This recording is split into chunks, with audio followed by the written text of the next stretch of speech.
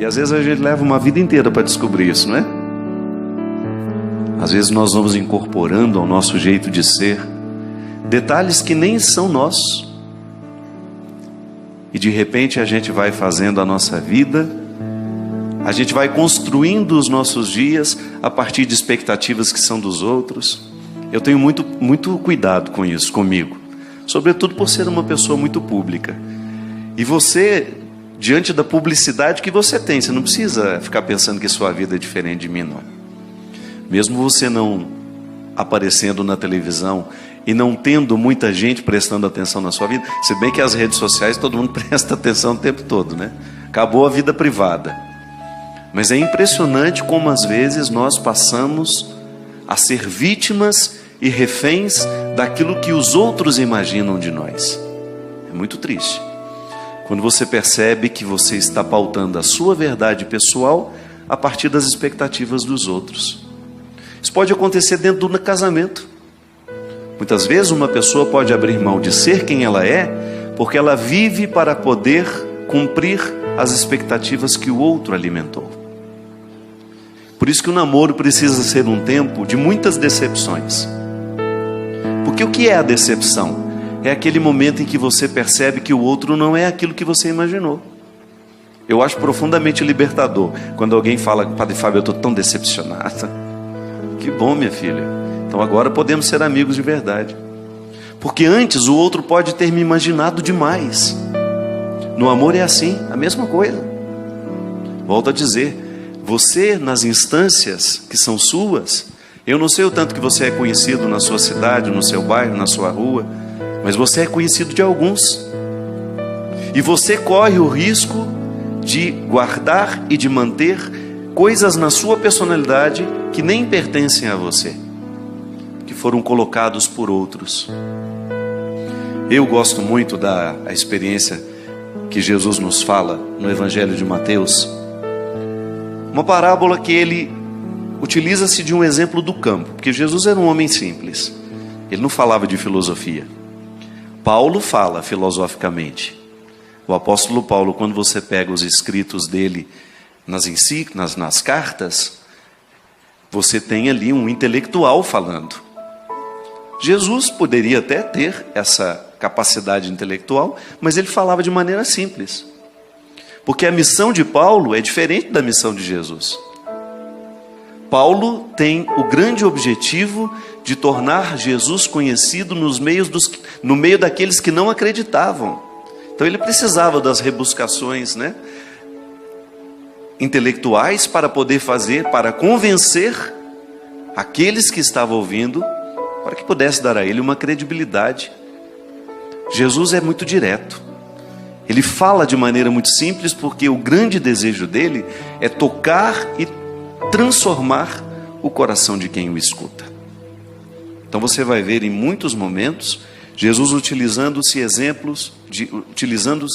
de exemplos da vida do campo, porque ele falava com lavradores, ele falava com pescadores, e essas pessoas só podiam entender se ele falasse assim, com essa simplicidade. Mas essa simplicidade é de uma profundidade que ainda hoje continua nos falando. Deus nos fala com a voz que a gente sabe ouvir. Ele não vai falar com você a partir de uma linguagem que lhe é diferente, não. Sempre que Deus quer falar comigo, Ele fala a partir da linguagem que eu entendo. Ele vai utilizar-se de todos os recursos que são próprios da minha alma. Então, se você gosta de arte, é natural que Deus vá se revelar de maneira muito especial a você através da arte. Se você é muito religioso, Deus vai ter facilidade de se manifestar na sua vida através da religião. É por isso que a gente precisa ter muita paciência com aqueles que não vivem igual a gente, que não escutam a mesma voz que nós escutamos. Fica tranquilo, mais cedo ou mais tarde Deus falará com aquela pessoa com a linguagem que ela sabe ouvir. Porque o grande desejo de Deus é comunicar-se a todos nós. Você como pai, você não precisa falar linguagens diferentes lá na sua casa? Você como mãe, tem 5 filhos, dá para falar igual com todo mundo? Não. Seria uma tolice da sua parte querer falar com todos os seus filhos utilizando-se da mesma linguagem. Você fala de um jeito que o seu filho, aquele específico, entenda, porque é seu desejo comunicar-se. Por isso que é bom a gente observar o outro, porque lá você vai com um jeitinho que vai facilitar a palavra cair no coração dele. Quando eu falo a palavra, é o dia a dia, não estou falando só da palavra de Deus, não. Às vezes você precisa dar um conselho para uma pessoa, você sabe que aquela pessoa está necessitada daquele conselho, mas se você chegar com os recursos errados, como diz a própria palavra, a Sagrada Escritura, é jogar pérolas aos porcos. Não que o outro seja um porco, não. É que às vezes o espaço, a maneira como nós escolhemos fazer é porca.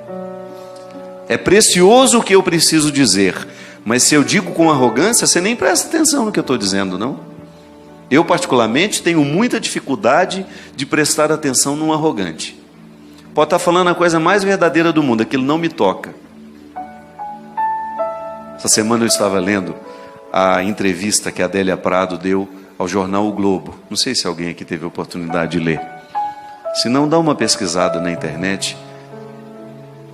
A simplicidade com que aquela mulher faz uma leitura do Brasil a mim comoveu, porque ela disse que a tragédia de Mariana, aquela lama toda, é a expressão de uma lama maior. E ela falou que ela tem medo dessa lama. Aquela tragédia expressa outras tragédias nossas. Uma mulher simples, extremamente sábia, intelectual, mas que fala com a gente de uma maneira tão direta que é impossível a gente não ficar tocado e, mais que isso, modificado por aquilo que o outro disse para nós. Esse é o empenho de Jesus, minha gente. Tocar o coração do outro para que ele seja modificado por essa palavra que sempre quer o nosso bem. Se você procurar no Evangelho alguma palavra que seja contrária à sua felicidade, você pode me apresentá-la? Não. Toda e qualquer palavra dita por Jesus é sempre favorável ao crescimento daqueles que escutam. Até quando essa palavra é mais dura. Porque você também, como mãe, sabe que apesar de todo o amor que você tem pelo seu filho, a palavra dura faz parte do processo educativo. Não tem como você amar o seu filho e educá-lo sem a palavra dura de vez em quando. Mas aí você encontra o formato certo para dizer a palavra dura. A palavra dura precisa ser dita de maneira que aquela criança ou aquele adolescente, ou até mesmo aquele jovem, identifique que ela lhe é favorável. Sim. A palavra deverá ser sempre favorável, deverá despertar em nós a consciência do que nós precisamos jogar fora para que prevaleça a nossa verdade pessoal. Se a gente se empenhar nessa investigação diária da nossa personalidade, nós vamos descobrir muitas atitudes,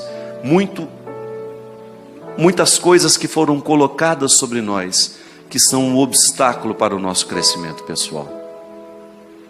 É por isso que a conversão, minha gente, só é possível àquele que se dispõe a ser verdadeiro. Você pode observar que Jesus em nenhum momento ele lida bem com os mentirosos, porque a salvação só é possível aos que aceitam a verdade. O primeiro passo é a gente reconhecer a nossa indigência. Sou miserável, não tenho medo dessa miséria, administro-a dia a dia.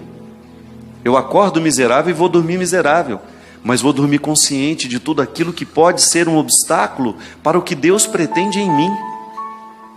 Eu não posso me render a essa parte estragada que me foi jogada pelos outros, ou até mesmo que foi buscada livremente por mim. Jesus fala dessa realidade a partir do joio e do trigo. É o Evangelho que eu faço questão de que seja a pauta deste programa de hoje. Então Jesus deixou as multidões e foi para casa. Seus discípulos aproximaram-se dele e disseram... Não, desculpa, eu vou pegar um pouquinho antes. Jesus apresentou-lhes esta parábola. O reino dos céus é como alguém que semeia boa semente no seu campo. Enquanto todos dormiam, veio seu inimigo, semeou joio no meio do trigo e foi embora. Quando o trigo cresceu e as espigas começaram a se formar, apareceu também o joio. Os servos foram procurar o dono e lhe disseram: Senhor, não semeaste boa semente no teu campo? De onde veio então o joio? O dono respondeu: Foi algum inimigo que fez isso. Os servos perguntaram ao dono: Queres que vamos retirar o joio? E ele disse: Não. Pode acontecer que ao retirar o joio, arranqueis também o trigo. Deixai crescer um e outro. E no momento da colheita, direi aos que cortam o trigo: Retirai primeiro o joio e amarrai-o em feixes para ser queimado. O trigo, porém, guardai no meu celeiro. Aí depois, nessa continuidade que eu estava lendo, Jesus explica para eles o significado dessa parábola. Ele voltou para casa, como eu tinha dito, os discípulos aproximaram e perguntaram a ele: Senhor, o que o Senhor quis dizer com aquela parábola do joio? Ele respondeu: Aquele que semeia a boa semente é o Filho do Homem. O campo é o mundo. A boa semente só são os que pertencem ao reino. Os joios são os que pertencem ao maligno. O inimigo que semeou o joio é o diabo, e a colheita é o fim dos tempos. Os que cortam o trigo são os anjos. Como o joio é retirado e queimado no fogo, assim também acontecerá no fim dos tempos. O Filho do Homem enviará seus anjos, e eles retirarão do seu reino toda causa de pecado e os que praticam o mal. Depois serão jogados na fornalha de fogo. Ali haverá choro e ranger de dentes. Então os justos brilharão como o sol no reino de seu Pai. Quem tem ouvidos, ouça. Como nós temos, a gente ouve, né? Eu sempre gosto de pensar que o fim dos tempos para nós é hoje. Eu tenho todo o direito de acreditar as minhas esperanças escatológicas. Bonito isso. Eu pensar que eu viverei um juízo final. Ótimo. Mas eu preciso fazer diariamente a experiência da volta do Filho do Homem na minha vida. O verdadeiro cristianismo consiste em nós vivermos diariamente este impacto da palavra de Deus em nós. Não posso esperar para o futuro, minha gente. Ou eu vivo esse encontro final com o Senhor hoje, ou eu vou sempre adiando as minhas transformações.